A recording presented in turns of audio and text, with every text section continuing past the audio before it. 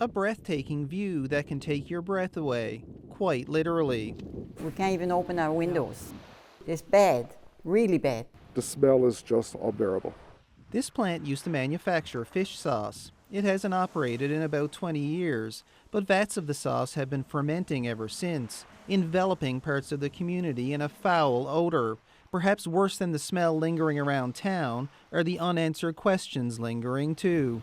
Because we don't know what we're dealing with.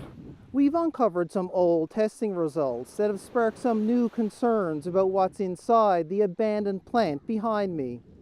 4 years ago, the CBC filed an access to information request. Now some answers, and we're showing the town's mayor what we've learned. Why don't you get to have a look at that? After reports of effluent flowing into the ocean in 2016, the Federal Environment Department swooped in. They found that when fish were exposed to the substance, it killed them within 15 minutes, described as acutely lethal. All this is news to the mayor. And never came to the town to let us know how toxic this really is to fish and the environment. Like, this is not right. That leak was fixed, but news of the test results has renewed concern. Well, if it's killing fish, what's it doing to the people that's living here? You know, something got to be done, my God.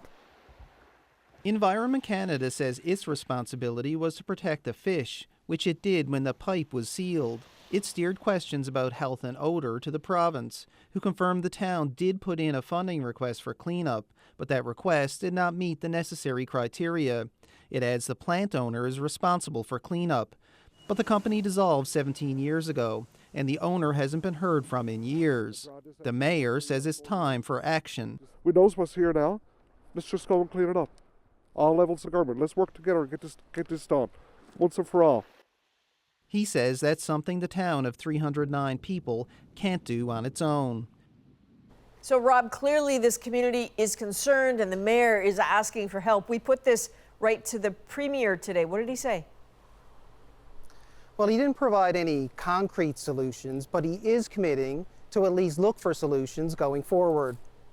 Well, first of all, let me sympathize with the residents who are impacted by the issue. We're certainly willing to sit down with all different levels of government and agencies. As you know, it's not straightforward, it's quite complex, to seek resolutions. Now, as for the federal government, the local Liberal MP says he's going to bring all this up with the Environment Minister.